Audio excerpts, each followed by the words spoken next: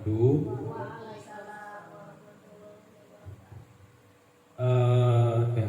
Iya.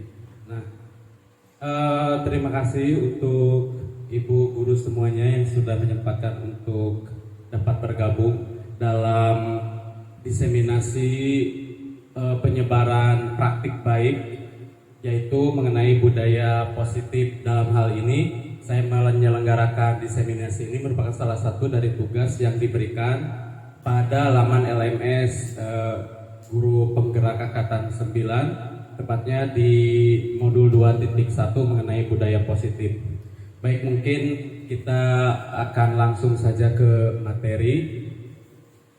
Materinya yaitu tentang budaya positif, di mana di sini dituliskan bahwa budaya itu merupakan tradisi atau kebiasaan di suatu tempat.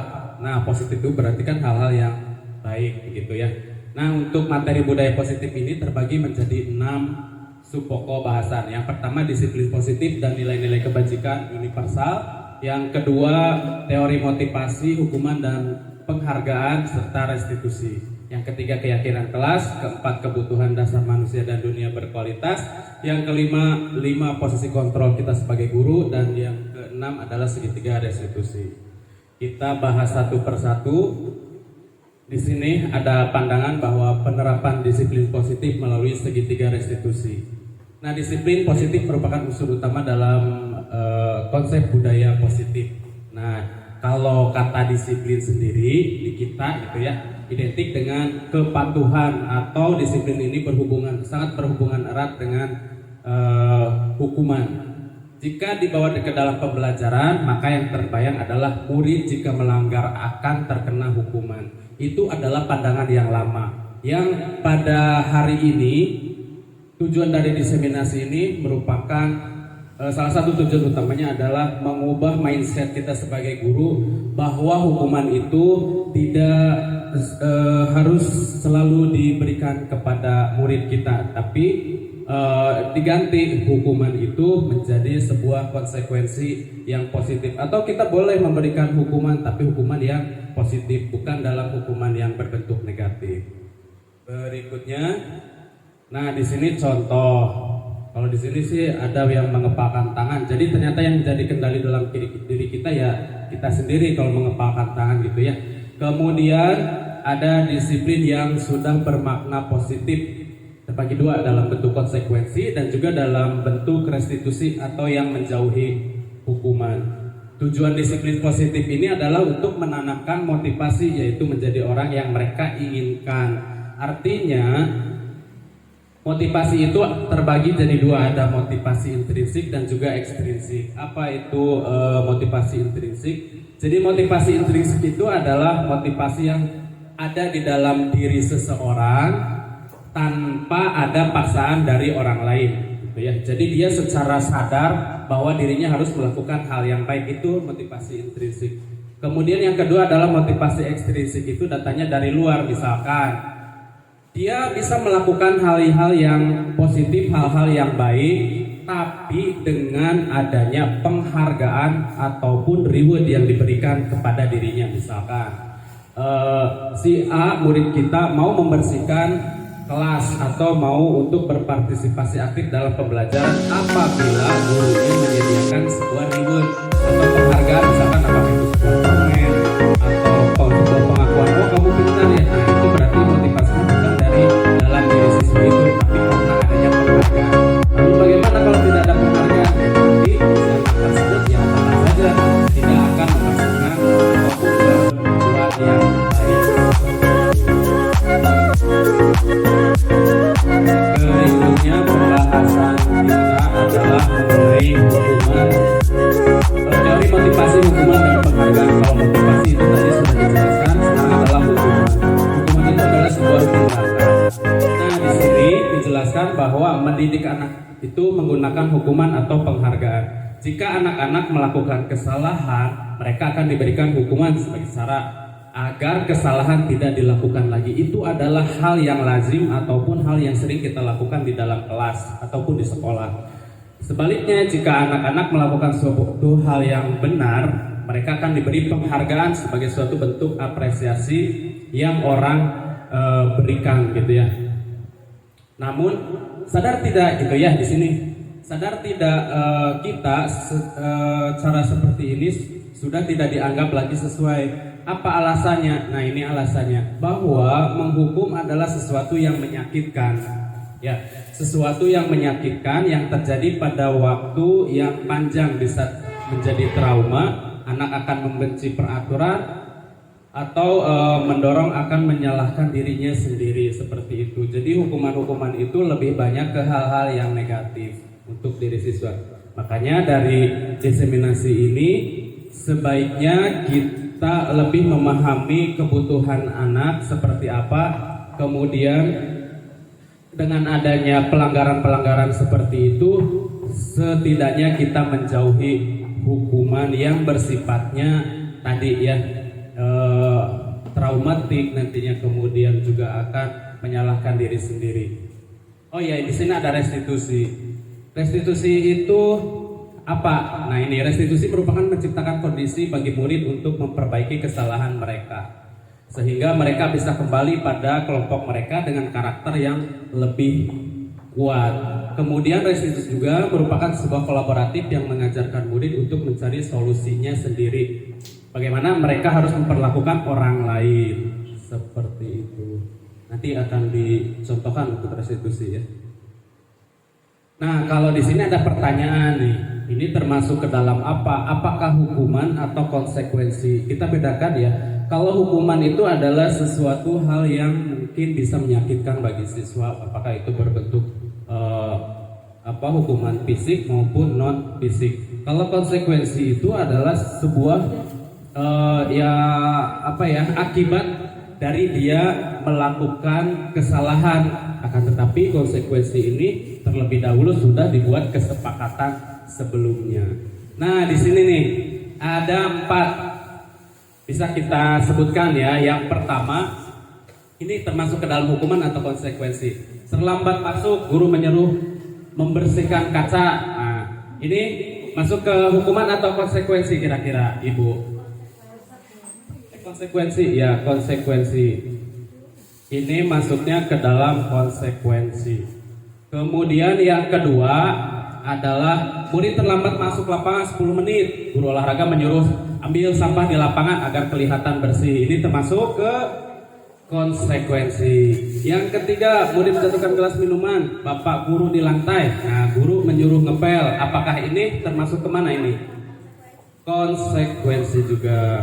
Dan yang terakhir, murid terlambat masuk ke lapangan 10 menit. Guru olahraga menyuruh keliling lapangan basket 10 kali. Ini masuknya ke hukuman karena berbentuk fisik. Nah, ini kan konsekuensi dari sini nanti kita kelihatan bagaimana efek kedepannya. Nanti si anak akan merasa dianya itu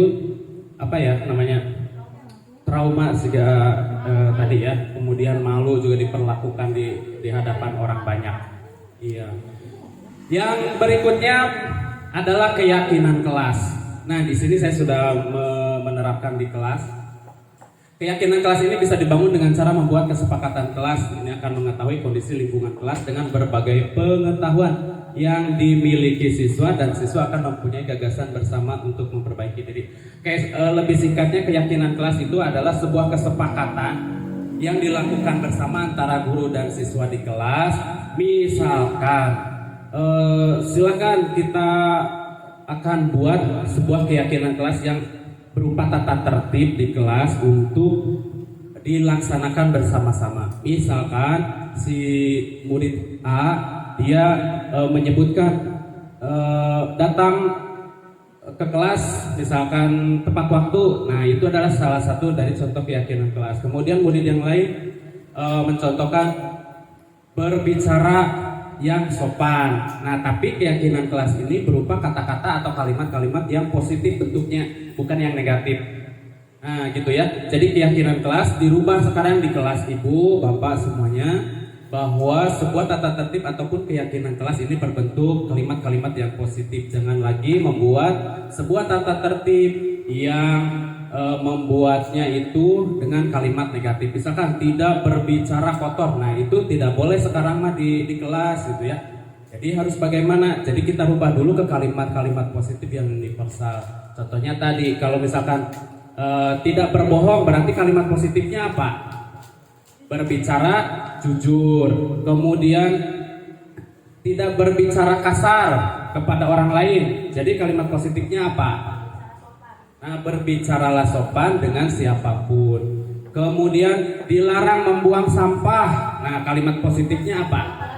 Nah, buanglah sampah pada tempatnya. Jadi kalimat-kalimat negatif itu sekarang sudah tidak dijalankan lagi, tapi rubahlah kalimat-kalimat negatif tersebut menjadi sebuah kalimat positif yang akan menumbuhkan rasa budaya positif pada diri murid kita, seperti itu. Nah, kemudian di sini ada kebutuhan dasar manusia dan dunia berkualitas. Ada 5 jenis kebutuhan dasar yang dimiliki oleh manusia termasuk kita di dalamnya ya. Yang pertama itu kebutuhan akan bertahan hidup gitu ya. Kemudian yang kedua cinta dan kasih sayang, ketiga kesenangan, keempat kebebasan, dan juga 5 adalah kebutuhan akan penguasaan. Lanjut, ini 5 posisi kontrol sebagai seorang guru. Ada sebagai penghukum yang pertama, kemudian yang kedua adalah pembuat orang merasa bersalah, kemudian posisi sebagai teman, posisi sebagai pemantau, dan terakhir sebagai manajer. Alangkah lebih baiknya kita sebagai seorang guru itu memposisikan diri kita adalah sebagai manajer. Karena sebagai penghukum ya seperti tadi kita ini adalah pandangan lama ya, atau mindset lama bahwa guru itu harus menghukum siswa agar siswanya bisa berbuat baik atau patuh terhadap tata tertib. Nah, sebaliknya penghukum itu ya seperti tadi gitu ya, nanti akan traumatik dan lain sebagainya.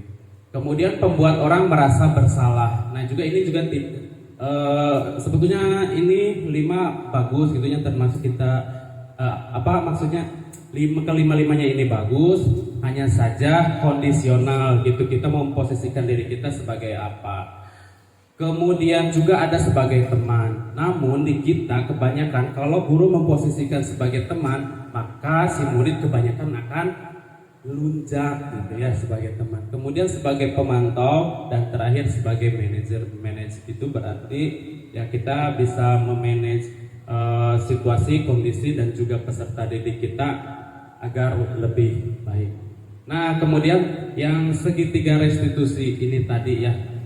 Segitiga restitusi ini ada 3 buah kalimat gitu ya yang harus kita jalankan di kelas, bisa kita aplikasikan untuk menyadarkan murid kita apabila murid kita itu melakukan sebuah kesalahan.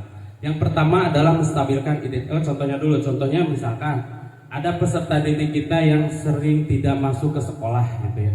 Maka tindakan kita bisa dengan melakukan sebuah langkah, yaitu namanya segitiga restitusi. Yang pertama adalah menstabilkan identitas, artinya si anak dipanggil dulu ke sebuah ruangan yang kosong, jangan dilihat oleh anak atau orang lain atau temannya, seperti itu.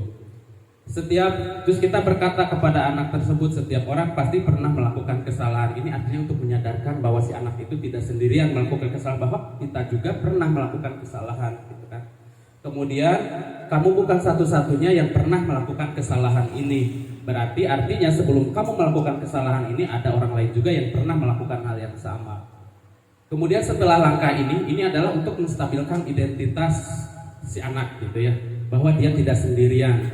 Kemudian yang kedua, apakah ada cara yang efektif untuk mendapatkan itu? Kemudian kamu tentu mempunyai alasan mengapa melakukan itu. Ini adalah validasi tindakan yang salah. Artinya kita meyakinkan anak, betul tidak apa yang kamu lakukan seperti itu, melanggar tidak gitu ya. Kemudian apa alasannya kamu berbuat seperti itu? Ini adalah untuk menyadarkan anak. Kemudian yang ketiga, yang terakhir adalah nilai apa saja yang telah kita sepakati, untuk mengingat dari tadi ya keyakinan kelas yang telah dibuat bersama. Misalkan tadi kan ada contohnya untuk keyakinan kelas bahwa datang terlambat, kemudian berkata yang sopan, dan lain sebagainya. Kemudian dia telah melanggar kesepakatan kelas yang mana gitu ya.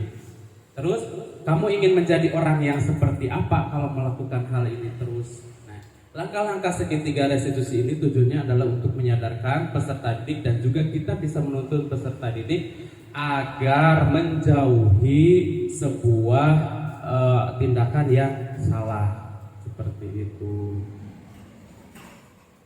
Nah, kesimpulan dari materi ini bahwa penerapan segi restitusi ini merupakan sebuah proses kolaboratif yang mengajarkan murid untuk mencari solusi untuk masalah mereka masing-masing dan membantu murid berpikir tentang orang seperti apa yang mereka inginkan dan bagaimana mereka harus memperlakukan orang lain. Seperti itu. Terima kasih atas perhatiannya Ibu, Bapak semuanya. Dicukupkan sekian untuk diseminasi budaya positif modul 2.1. Kekurangan dan salahnya saya mohon maaf. Saya akhiri. Wabillahi taufiq wal hidayah. Wassalamualaikum warahmatullahi wabarakatuh.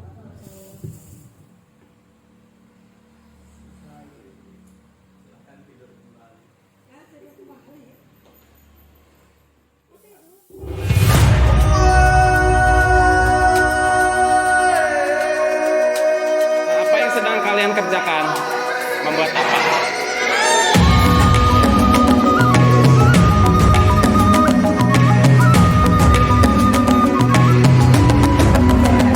Bangun dan bukalah matamu, saatnya meraih mimpimu. Arahkan pandangan ke depan, Tuhan kan menuntunmu. Sudah membuat sebuah keyakinan kelas atau pernyataan keyakinan kelas, ini saatnya kita akan menempelkan keyakinan tersebut ke papan tulis ya, yang nantinya akan kita musyawarahkan mana saja pernyataan-pernyataan yang bisa dijadikan sebagai keyakinan kelas. Nah, silakan dari ada dulu nanti kan ke sini secara urutan. Ada coba tempel. Ya, boleh. Nah, dalam kotak ya. Nah, terserah di mana saja. Ya, terus. Terus tadi. Aduh.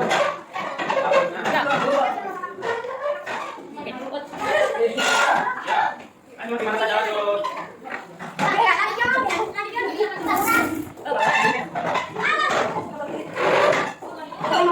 Ya, ada yang keluar dari kotak ya.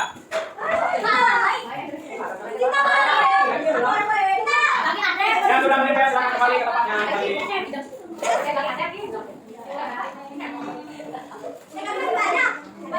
Ya, yang sudah silakan dulu kembali. Yang sudah kembali. Kita lakukan sekian ya. Nah, di sini ada pernyataan tidak boleh membeli siapapun. Bisa? Nah, positifnya apa ya? Tadi pernyataan positifnya adalah baik terhadap siapapun. Nah, kemudian bersikap selalu jujur. Bisa? Bisa? Bisa. Terus ada lagi? Nah, di sana tidak boleh membuli kepada siapapun. Artinya kita harus bersikap baik pada siapapun ya. Assalamualaikum warahmatullahi wabarakatuh. Nama saya Dena. Nama saya Tabina. Dan saya sendiri Chandra Andriawan, merupakan CGP Angkatan 9 di Kabupaten Majalengka. Kali ini kita akan menerapkan sebuah aksi nyata dari modul 1.4 tentang budaya positif. Nah, sekarang Dena sama Bina kelas berapa? Kelas 6. Kelas 6 di SD. Pertasan. Oke. Nah, langsung saja nih, kita tadi sudah membuat sebuah keyakinan kelas di kelas 6. Tadi teman-teman sudah membuat keyakinan kelas masing-masing, betul tidak? Betul. Nah, pertanyaannya begini, bagaimana perasaan kalian saat tadi membuat sebuah keyakinan kelas nih? Bagaimana perasaannya? Bahagia. Senang. Oke, bahagia, senang, semangat tidak tadi? Semangat, bagus. Nah, kemudian yang kedua, pertanyaannya adalah menurut kalian penting atau tidak kita membuat sebuah keyakinan kelas? Penting. Penting ya. Terus kalau kalian menjawab penting, alasannya kenapa nih? Dari Dena dulu mungkin. Karena bisa membuat kita disiplin. Oke, kalau Bina? Membuat kita memiliki budaya positif. Nah, selain kita dengan keyakinan tersebut membuat kita disiplin, kemudian memiliki budaya positif, alasan yang lainnya adalah membuat kita bisa merasa bertanggung jawab dan juga menghargai guru, teman, dan juga diri sendiri. Betul tidak? Betul ya. Terakhir, bisa tidak kita mentaati dan menjalankan keyakinan keras yang sudah disepakati bersama tadi? Bisa tidak? Bisa. Demikian, terima kasih atas jawabannya ya untuk Tabina dan juga Rena. Akhir kata kita ucapkan wassalamualaikum warahmatullahi wabarakatuh.